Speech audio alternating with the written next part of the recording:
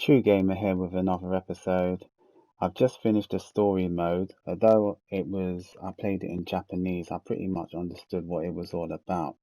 Now, I'm going to start by saying, if you're a Yakuza fan, you will absolutely love this.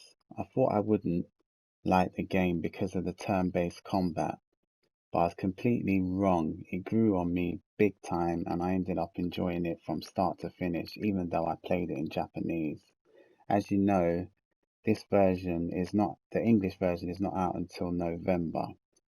So if you're sitting on the fence because of the turn-based combat, I just say give this game a try. It's different to what we are used to from this franchise, but I can honestly say it works.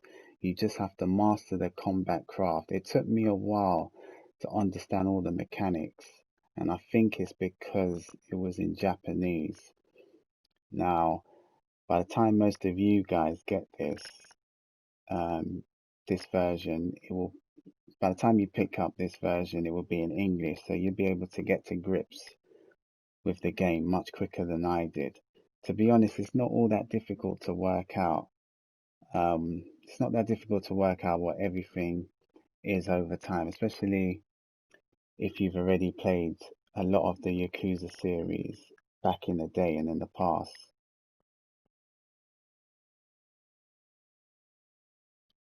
Now, as you see on the screen, we still have more or less the same mini games that has always been in the Yakuza series, and I think they've added a few extra more. So yeah, it's definitely jam-packed with all the wonderful mini games that we are accustomed to. As you see there, I'm playing Space Harrier.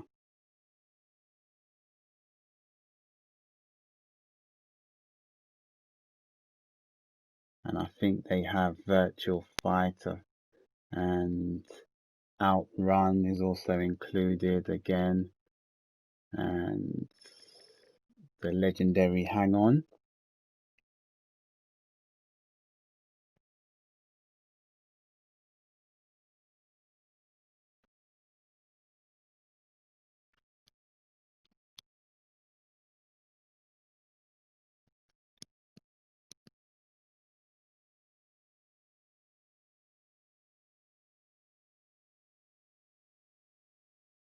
The loading times as well when you're backing out of them mini games are ridiculous.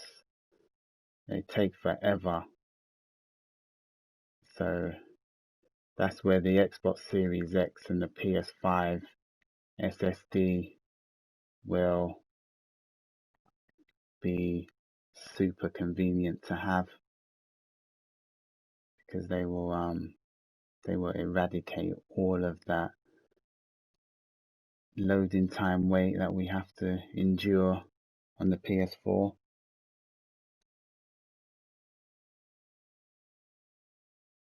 It's time to cut this.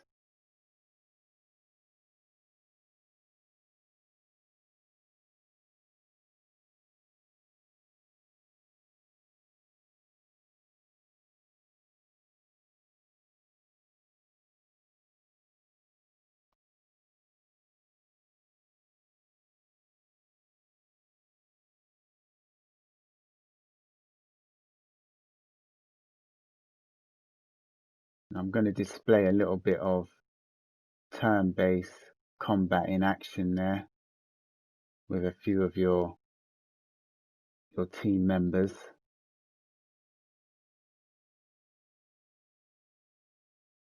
They all got some special moves. That multicolor icon of fists and weapons and stuff that indicates their special abilities. The rainbow looking icons. And it gives you a pretty fancy animation when executing their moves there.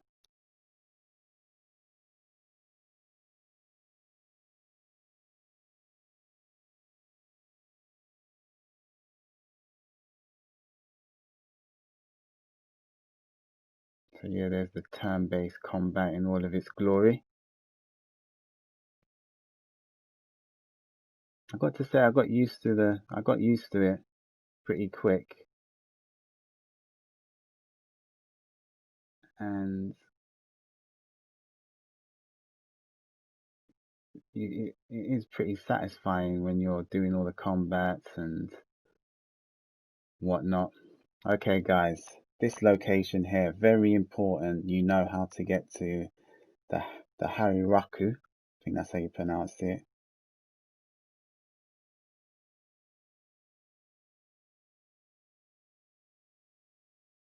I think that's how you pronounce it. Hayawaku Job Office. And on the map, it's a circular purple icon on the map of Haijincho. If you didn't know Haijincho or Hajincho, it translates in English to I human worker, and that's the city is called. If I'm pronouncing it right, I think it's Haijincho. So there's a little bit of useful information for you there. Okay, each character on your team, guys, has a job class which you can change via the Hayawaku Job Office. You need to change job classes to enter certain parts of the map and to do specific activities. So it's very important you know how to navigate to the Hayawaku Job Office.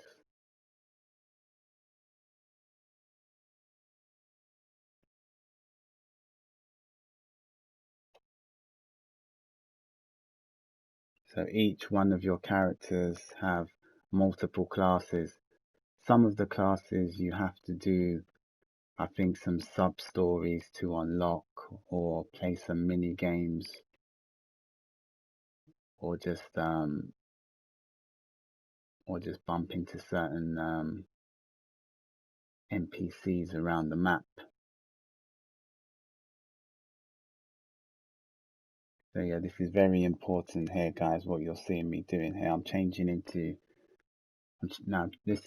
out of my demolition gear because the demolition gear allowed me to break through certain walls, so I can have access to certain vendors and certain items around the map.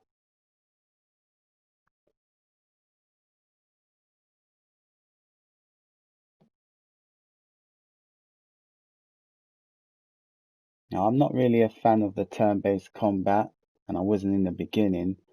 I wasn't too impressed because I've just come off the back of playing Judgment, and I was used to having full control of my combat and manually executing my own moves. But as the chapters went on, the turn-based style gradually grew on me. The only really turn-based style I actually liked in the game was the Final Fantasy franchises back in the day, and I had fun playing Octopath on the Nintendo Switch. So other than that, the game storyline seems pretty intriguing. But since I've been playing a lot of since I've been playing since I've been playing in Japanese, I can't give you full details of what the story is based on. But seeing footage while I was playing, it gave me a good idea. And for me, I've been playing a lot of Japanese games in the past, so I kind of understood the game without needing any English dubs. And if you look on the bright side of that, I can't give you any spoilers. No spoilers can be leaked in my video. So don't let the turn-based element of it put you off. I say give it a chance before you turn away from the sequel. And I got to add one other thing, guys. Got to add the blocking mechanics can be tricky and very challenging and very difficult to master.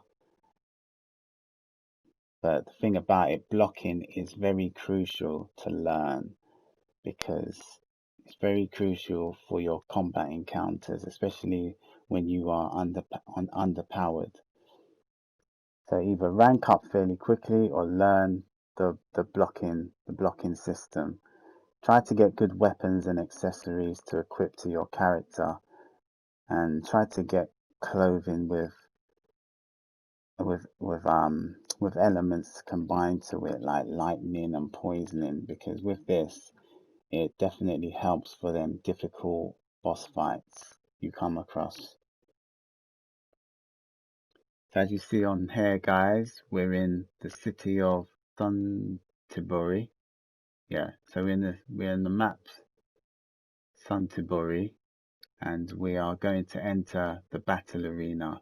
And this is not another important location, but you can't unlock this until much later in the game. But playing a lot of this battle arena mode will help you rank up super fast and give you a ton load of yen. It makes you earn a lot of money. As you see here,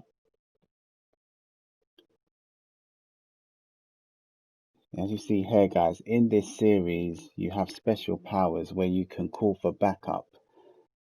You can add to this roster by completing sub-stories, beating bosses, so you can add more and more of these characters by processing through the game.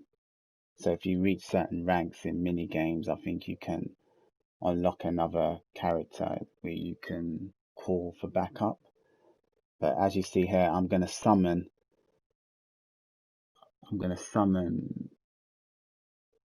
think Kai Ryu is a special ability. Majima's a good one, but he's on cooldown as you can see on my screen.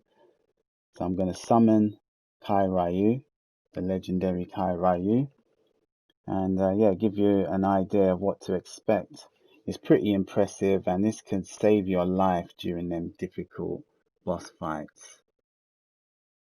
A lot of fiddling about made me took a lot of fiddling about for me to actually know how to call upon my backup, because as you know, it's all in Japanese. Didn't have a clue, but yeah, it's not too difficult. It's something to do with I think the L1 button, and you have to have that. No, it's the L2 button, and what that allows you to do is change your icon. So you got to get a certain icon on the screen. Yeah, you got to get a certain icon on your combat menu, and then once that's done, you just go to your main combat screen, and yeah, you just press the triangle button, and you should be able to call upon your backup character. And I've got to add, if you do find the combat difficult at the start, you can select auto, and what auto is, it's the AI will perform the combat moves for you.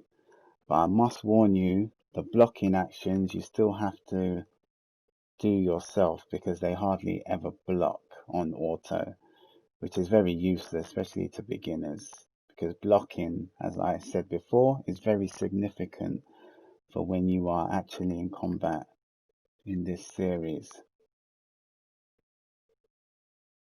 So yeah, if you keep playing battle in these battle arenas, you got certain tiers, and if you complete all the enemies in them specific tiers, you will earn a trophy by completing everyone in the battle arena.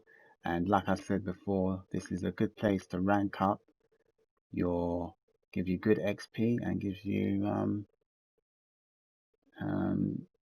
a huge amount of yen money.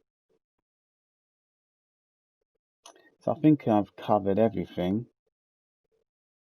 Just wanted to basically give my honest opinion to this new edition, because I know many people will be sitting on the fence simply because It's not what we are accustomed to in the combat and everything. But yeah, there is certain parts of the game where you have full control of your character, but not in the combats. I'm talking like going mini games and etc. etc. and walking around the towns. So yeah, we have. I think you do go back to Kamurocho, the city of Kamurocho. You can go there after you have completed the story, but it's mainly Hijincho and Santiburi is where you're going to be navigating through and traversing around the map. So there you have it, guys. So there you go. That's basically my review for Yakuza 7 Like a Dragon. And yeah, the story will definitely keep you on your toes. If you like the video, give me a thumbs up. Even better, subscribe. Till next time, see ya.